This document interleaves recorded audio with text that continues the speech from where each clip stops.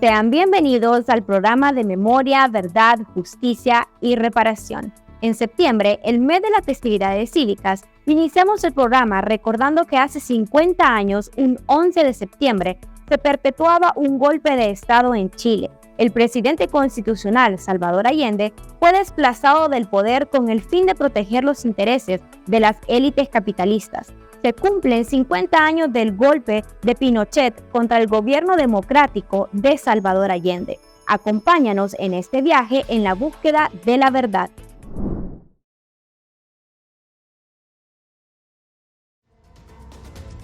América Latina vio estremecida y con esperanza el triunfo de la Unidad Popular en Chile. El 4 de septiembre de 1970, Salvador Allende ganó las elecciones presidenciales y los ojos del mundo se volvieron al sur. Las fuerzas revolucionarias tenían el reto de demostrar que la transición hacia el socialismo era posible sin recurrir a la violencia. Salvador Allende fue fundador del Partido Socialista, dirigente estudiantil, secretario de Estado, diputado, presidente del Senado y médico. Fue el único candidato que recorrió Chile de norte a sur, estuvo, se dice, en cada pueblo y ciudad. Conocido por su inteligencia y humanismo, su recuerdo persiste en el mundo con avenidas, calles, bibliotecas, escuelas, centros culturales y monumentos que llevan su nombre. Con su muerte en el Palacio de la Moneda, durante el golpe de Estado del 11 de septiembre de 1973, cumplió su promesa. Solo acribillado a balazos podrían impedir el mandato que el pueblo le había entregado. Pagaré con mi vida la lealtad del pueblo. Han pasado 53 años del triunfo popular, 50 del bombardeo a la moneda y el golpe de Estado, y el debate sobre el proyecto de la Unidad Popular sigue vivo. Entre los principales logros se encuentran la nacionalización de la minería de cobre, la salud pública, el acceso a la educación, conquistas laborales y política internacional soberana. El gobierno de la Unidad Popular es visto como una experiencia única en favor de las mayorías. La llegada al poder de Salvador Allende fue producto de la autodeterminación del pueblo chileno, mientras las élites económicas capitalistas y sus defensores, junto con el imperialismo norteamericano, orquestaron un golpe de Estado. Nuevas generaciones interrogan para comprender el intento de construir el camino chileno al socialismo. ¿Era viable? ¿Las Fuerzas Armadas mantendrían su neutralidad? ¿La Unidad Popular podría sobrevivir en medio de la Guerra Fría y visión guerrerista del imperialismo norteamericano? ¿Los partidos de la oposición serían leales a la Constitución? ¿Cuál fue el papel de los medios de comunicación? ¿Era inevitable el golpe de Estado? ¿Y por qué no se preparó el pueblo para defender el gobierno de la Unidad Popular? Estas preguntas son recurrentes. Hoy, 50 años después, el mundo recuerda la valentía y heroísmo de Salvador Allende, del pueblo chileno. Las reflexiones conmemorativas son variadas. La Organización de los Estados Americanos llamó a reconocer al expresidente como una figura histórica de la región. La 53 Asamblea General aprobó una resolución presentada por el gobierno de Chile. El texto propone tomar conciencia de los 50 años del golpe de Estado en Chile, para reafirmar los valores democráticos, incluyendo la democracia representativa, la justicia social, los derechos humanos y las libertades personales. Asimismo, la Asamblea reconoció la solidaridad de los países que acogieron al pueblo chileno que huyó de la dictadura de Augusto Pinochet. El golpe de Estado a Salvador Allende, un crimen que inauguró una era represiva sin precedentes para Latinoamérica, el terrorismo de Estado, dejó duras enseñanzas y compromisos con los procesos de lucha. En Honduras reflexionamos y conmemoramos esta fecha, para que hechos como el golpe de Estado en Chile y en Honduras nunca más se vuelvan a repetir. Honor y gloria a Salvador Allende. ¡Viva el heroico pueblo chileno!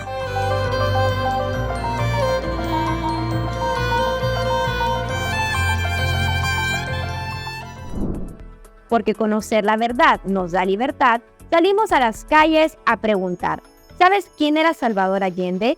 ¿Qué piensas de los golpes de Estado?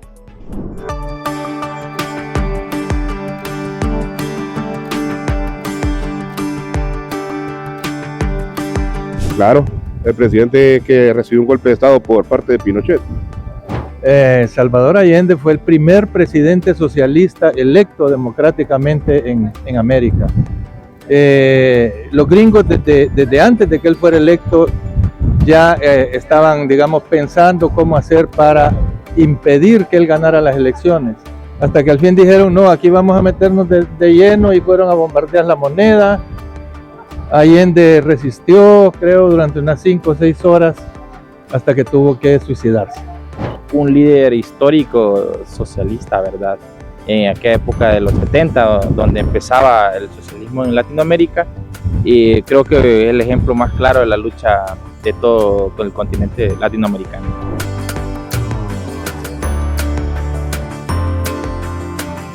Creo que es un elemento nocivo, dañino, que se utiliza por parte de la ultraderecha para sus propios fines, sin importarles que la mayoría de la población esté en contra de ellos. Son un atentado contra la estabilidad, tanto económica como social de un país. Pienso que eso no debería suceder. No, eso hace que el pueblo se atrase. ¿Sí? En determinados casos, creo que sí. En determinados casos. Habría que ver cuál es la situación. ¿Qué piensas de los golpes de Estado? Nefasto, lo peor que le puede pasar a cualquier país del mundo.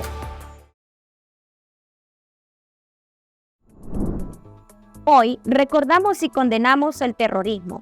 El 11 de septiembre de 2001 ocurrió el atentado de las Torres Gemelas contra el pueblo estadounidense.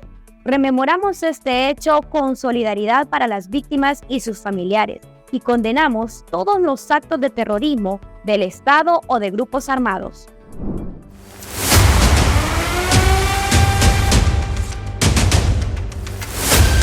El 11 de septiembre de 2001 era un día normal en Nueva York. Nadie se podría imaginar que en el World Trade Center a las 8:46 de la mañana el vuelo 11 de American Airlines chocaría entre los pisos 93 y 96 de la Torre Norte. ¡Corran! ¡Corran! ¡Dios mío! ¡Cuidado, cuidado! ¡Cuidado!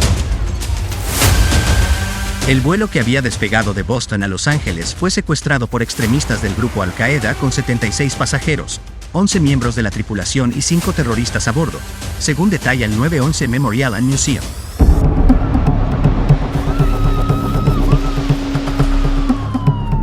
Una enorme bola de humo y fuego salía del edificio y por la televisión las imágenes causaron un gran impacto que dejó paralizada y desconcertada a toda una nación. Se inició así el más grande ataque terrorista en contra de los Estados Unidos de Norteamérica. El segundo impacto fue el del vuelo 175 de United Airlines a las 9:03 de la mañana que golpeó la Torre Sur. Viajaba con 51 pasajeros, 9 miembros de la tripulación y 5 terroristas. La aeronave también había partido de Boston y se dirigía a Los Ángeles, pero fue secuestrada entre las 8:42 de la mañana y 8:46 de la mañana y redireccionada a Nueva York. El rescate de las personas atrapadas comenzó entre el fuego, el humo y los escombros. Las personas en su afán de salir golpeaban las puertas que por los impactos se dañaron. Mientras tanto el sistema de ascensores había colapsado. La realidad de las personas atrapadas fue realmente espantosa y aterradora. Al explotar el segundo avión, miles de litros de combustible crearon una bola de fuego que bajó por el ducto central de los ascensores y se esparció por todas partes, mientras las Torres Gemelas ardían en llamas. Decenas de personas se lanzaban por las ventanas. Las grabaciones de llamadas a la línea de emergencias 911 dan muestra del horror en su interior cuando muchos suplicaban ser rescatados. Departamento de Bomberos 408, ¿dónde está el fuego? Hola, estoy en la planta 105 del World Trade Center. Acaba de producirse una explosión. ¿En qué edificio está? ¿En el 1 o en el 2? En el 1. No se mueva, estamos en camino. Dense prisa, por favor. Toda la atención se centraba en Nueva York. Los familiares de los trabajadores querían estar cerca de los edificios para saber de sus parientes. Cientos de rescatistas se unieron a las labores de rescate entre los escombros. A las 10:28 de la mañana, la torre norte del World Trade Center se derrumbó. El tiempo entre el primer ataque y el colapso de las edificaciones fue de 102 minutos. Se estima fueron más de 3.000 personas que fallecieron. El atentado dejó efectos colaterales en los sobrevivientes y sus familiares, como traumas psicológicos, problemas de salud en sus pulmones, hígado y piel, entre otros, que de acuerdo con el personal médico están vinculados con el incidente del 11S por inhalación de plomo y asbesto. Continuando con el ataque, el vuelo 77 de American Airlines a las 9:37 de la mañana chocó en el Pentágono, en Washington. El corazón del poder militar de Estados Unidos se vio estremecido por la aeronave secuestrada por 5 yihadistas y que transportaba a 53 pasajeros y 6 tripulantes. Esto fue el comienzo del caos y desesperación para miles de personas.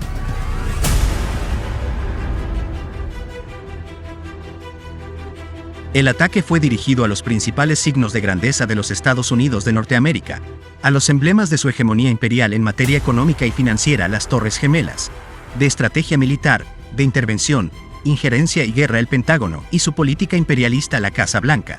Se ha reconocido que el atentado fue perpetrado por la organización transnacional panislámica Al-Qaeda, cuyo fundador y líder era el millonario saudí Osama Bin Laden.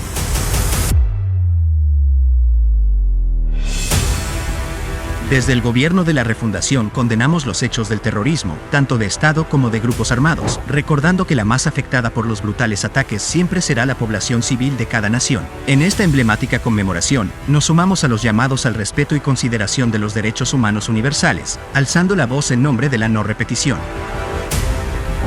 Honor y gloria a los que perdieron su vida en los ataques terroristas a Estados Unidos el 11 de septiembre.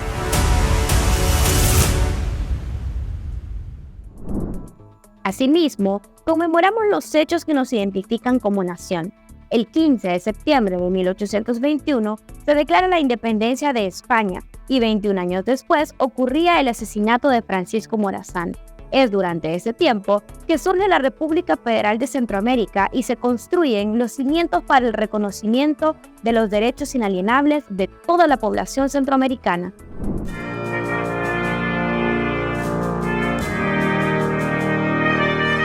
La invasión napoleónica a España en 1808 provocó la caída del rey Fernando VII, sustituido por José Bonaparte. En 1812 tuvo un gran impacto en las colonias de América. En este contexto, se decreta la Constitución de Cádiz. Dicho documento presenta la primera experiencia de autonomía y representación para América. En 1814, con el retorno del rey, se abolió la Constitución y se produjeron reacciones en las colonias, surgiendo movimientos independentistas. En Centroamérica, estos fueron organizados y planificados por los criollos. La campaña preindependentista se realizó por los periódicos. El editor constitucional dirigido por Pedro Molina y el amigo de la patria, por José Cecilio del Valle.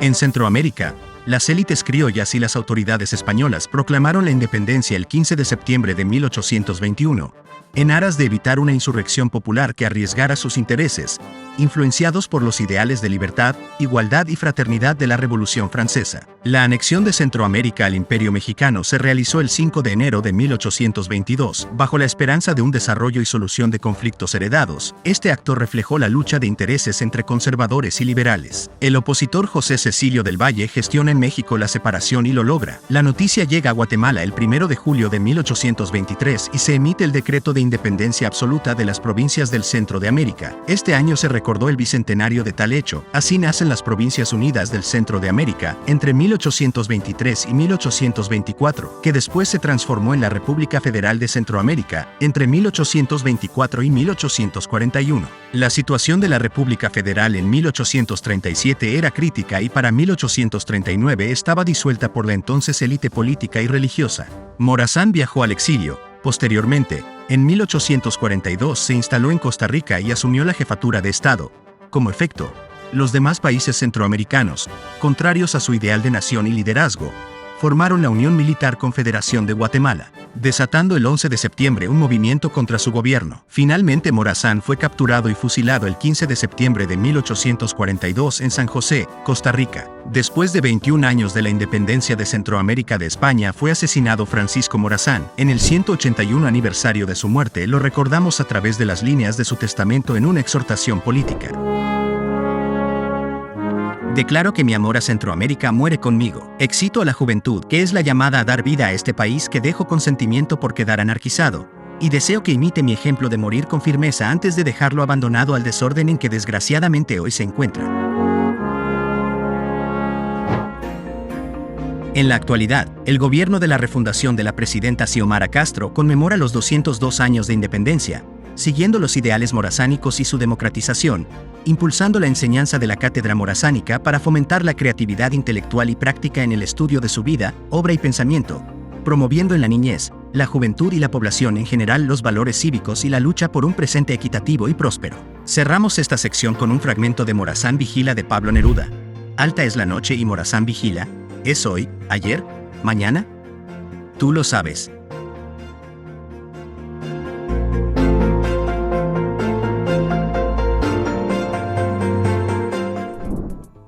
Preguntamos a la población hondureña, ¿quién fue Francisco Morazán? ¿Quién nos dejó o qué ideal nos dejó?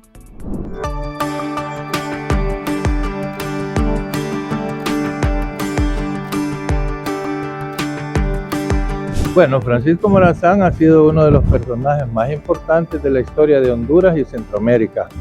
Nos dejó una tremenda lección de la importancia de la unidad para poder lograr, digamos, los objetivos, ¿cierto? Fue asesinado por los conservadores centroamericanos en Costa Rica el 15 de septiembre también, coincidencialmente, ¿va? Pero no, es un tremendo ejemplo a seguir.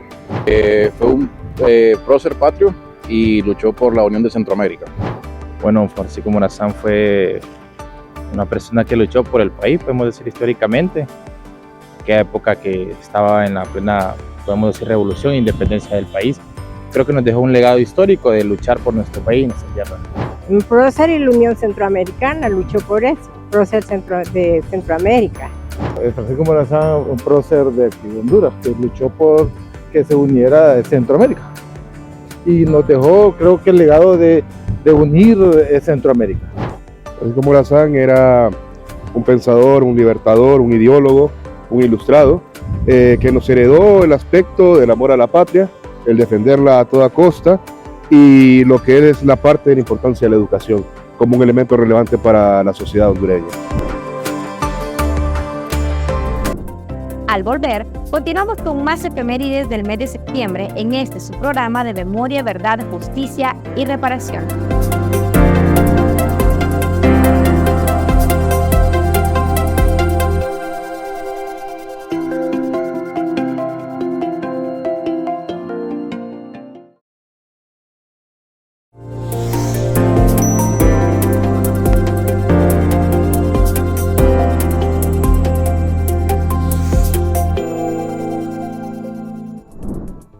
También traemos a nuestra memoria el 16 de septiembre de 1983, los 40 años del legado de Chema Reyes, el Padre Guadalupe y la columna guerrillera de 1983. Conmemoramos su gesta heroica en la lucha por la liberación nacional, la justicia social y la soberanía.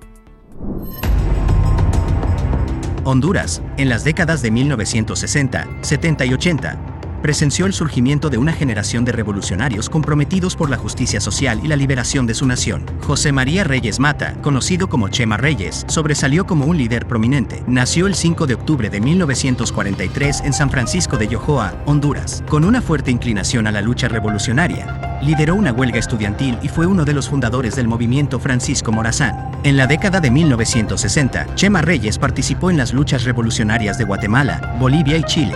Defendió las causas justas, la unidad latinoamericana frente al imperialismo estadounidense y abrazó la visión del concepto de la patria grande. De regreso en Honduras, contribuyó en la formación del Partido Revolucionario de los Trabajadores Centroamericanos, PRTC.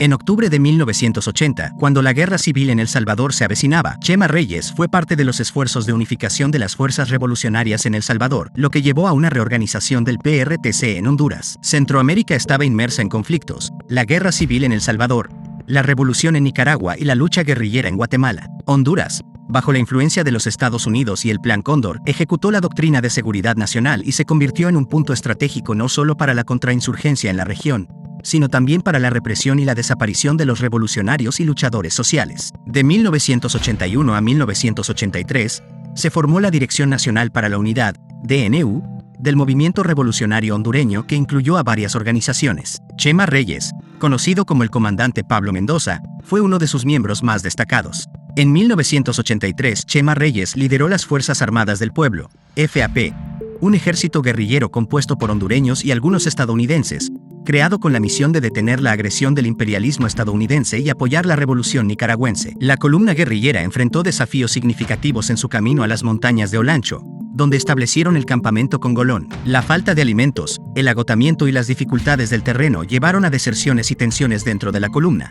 No obstante, muchos perseveraron en su lucha. La persecución del ejército hondureño y las fuerzas contrarrevolucionarias nicaragüenses los llevaron a enfrentar un cerco estratégico. El 16 de septiembre de 1983, después de semanas de combates y persecución, La columna guerrillera fue finalmente acorralada en una operación conjunta entre las fuerzas estadounidenses, hondureñas y nicaragüenses. Chema Reyes, el padre Guadalupe Carney y más de 50 combatientes fueron heridos, capturados, torturados y asesinados. James Francis Carney, conocido como padre Guadalupe Carney, nació en Chicago, Estados Unidos, el 28 de octubre de 1924. Era un sacerdote jesuita nacionalizado hondureño. Llegó a Honduras a inicios de 1960 como misionero. Durante su labor permaneció en diversas zonas rurales donde trabajó con poblaciones campesinas en programas de alfabetización, colonización y cooperativismo. Fue expulsado de Honduras en 1979. Más tarde llegaría a Nicaragua donde se unió, como guía espiritual, a la columna guerrillera liderada por Chema Reyes. En el 40 aniversario del alzamiento guerrillero de 1983, recordamos el legado de la gesta heroica liderada por Chema Reyes y el padre Guadalupe junto con la Fuerza Armada del Pueblo, FAP, conformada por valientes patriotas, que lucharon por la liberación nacional, la justicia social y la soberanía. En esa oscura década, Honduras sirvió de base de la agresión en la región, mientras sectores oligárquicos y conservadores mostraron un servilismo extremo. Es hasta ahora, con el gobierno de la presidenta Xiomara Castro, que se retoma el camino del gobierno del poder ciudadano, interrumpido por el golpe de Estado en 2009, y se empieza a refundar la nación e impulsar cambios estructurales para erradicar la pobreza, el analfabetismo y la desigualdad social. Grandes desafíos tenemos por lograr para una pronta y debida justicia. Hay que derrotar la esquiva impunidad y la corrupción que obstaculizan el derecho a la verdad y la justicia de las víctimas de abusos a derechos humanos y desapariciones. En este aniversario, reafirmamos el compromiso de honrar la memoria a Chema Reyes, el padre Guadalupe y los demás combatientes caídos en la lucha revolucionaria por la justicia.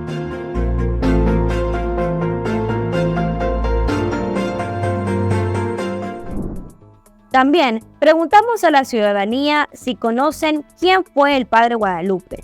Esto fue lo que contestaron.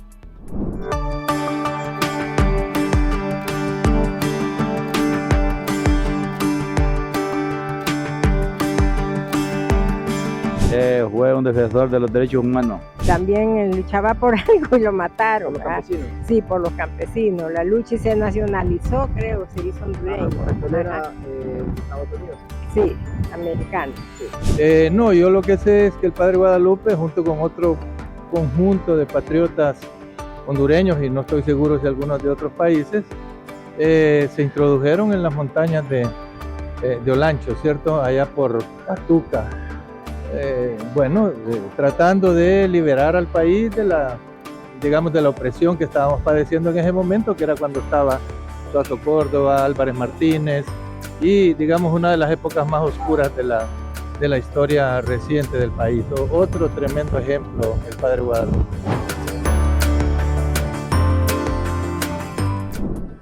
Recordamos significativamente el 21 de septiembre del 2009. El presidente Manuel Zelaya regresó a Honduras. Luego del golpe de Estado, volvía en búsqueda de justicia. Así, se iniciaron 4 meses de resistencia contra un gobierno ilegítimo que no se limitó en mostrar medidas violentas y de represión. Abogamos para que nunca más se ejecuten golpes de Estado y siempre prevalezca el Estado de Derecho. Soy el presidente de los hondureños. Solo el pueblo me puede quitar, poner. Tras 2 intentos fallidos de regresar a Honduras, el presidente Manuel Zelaya logró el 21 de septiembre de 2009 ingresar a Honduras de forma clandestina, evadiendo retenes militares y policiales entre las fronteras de Guatemala, El Salvador y Nicaragua hasta llegar a Tegucigalpa, luego de 15 horas de viaje.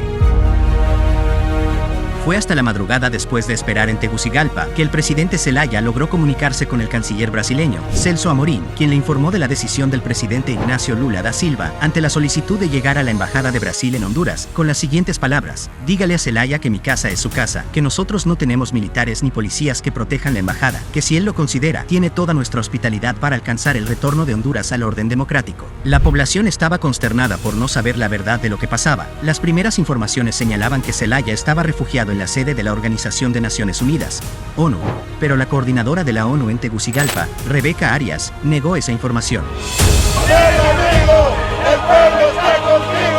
Fue una funcionaria de la Embajada de Brasil en Honduras que confirmó a la población que Zelaya se encontraba en las instalaciones del edificio diplomático. El presidente retornado se acompañaba con parte de su familia y cerca de 40 exfuncionarios de su gobierno y seguidores. Como era de esperarse, el régimen golpista reaccionó al inesperado regreso del presidente Zelaya, dictando el toque de queda en todo el país desde las 4 de la tarde hasta las 7 de la mañana de los siguientes días, pidiendo a Brasil que entregara a Zelaya para que fuera sometido a la justicia hondureña.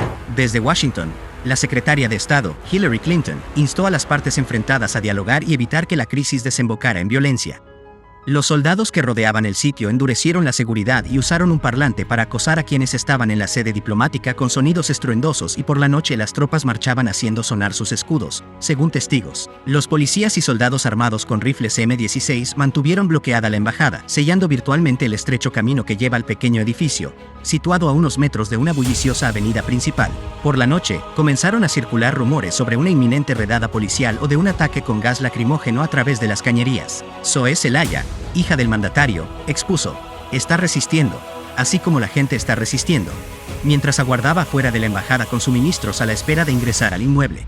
El presidente Manuel Zelaya, en su libro El Golpe 28J, narra el violento desalojo con gases lacrimógenos en la Embajada del Brasil el 22 de septiembre, que ocasionó la muerte de la compañera Wendy Elizabeth Ávila producto de la absorción de los gases. Ante estos brutales actos represivos, inició el alzamiento de los barrios de la capital del país. Lugares como la Colonia Kennedy, el Hato de Enmedio o el Pedregal se convirtieron en espacios de resistencia popular y enfrentamiento con las fuerzas represivas. Durante los 4 meses, mientras la resistencia se manifestaba en las calles, a los cautivos en la Embajada de Brasil se les torturó de diversas formas, desde gases que provocaban náuseas y sangrados hasta el hostigamiento con reflectores y sonidos todas las noches.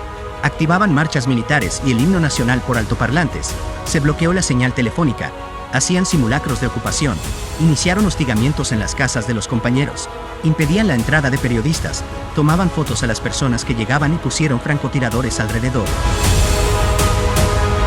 No olvidamos que somos resistencia. Viva la lucha insurreccional de los barrios. Honor y gloria a Wendy Ávila. Somos herederos de estas luchas que forman los cimientos de la refundación de Honduras.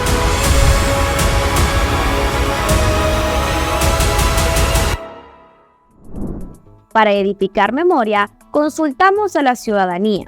¿Recuerdas qué pasó cuando Mel Zelaya regresó a Honduras en el 2009, meses después del golpe de Estado?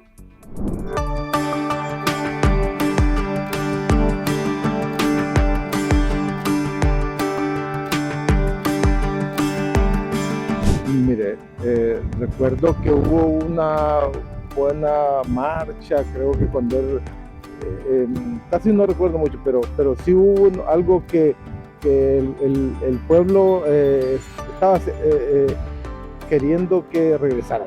Cuando regresó al país, hubo inestabilidad en el país. ¿Dónde estuvo él cuando volvió? En la Embajada de Brasil. Pues una pugna en relación a que la gente tuvo como esperanza, no sé, en la gente que lo apoyaba.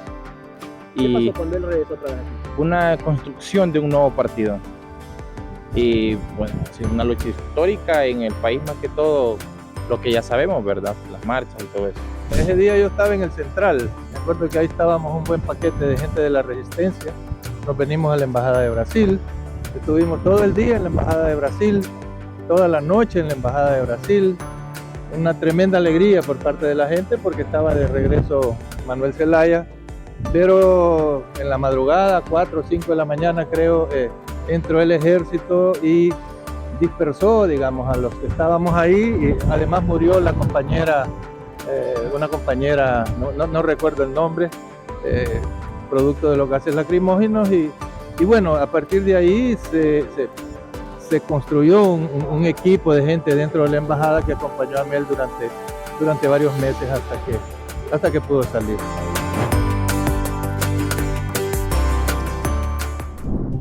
En este espacio, recordamos y honramos a las personas víctimas de la desaparición forzada bajo la doctrina de la Seguridad Nacional durante los meses de septiembre desde 1980 hasta 1992, así como a las víctimas de la resistencia del golpe de Estado de 2009.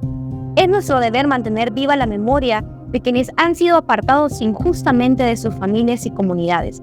Recordemos que detrás de cada nombre hay una historia, una vida y un amor que siempre es buscado y deseado. A continuación, presentamos una lista de víctimas de la injusticia, con la esperanza de que su memoria viva y su lucha por la justicia inspire a las presentes y futuras generaciones.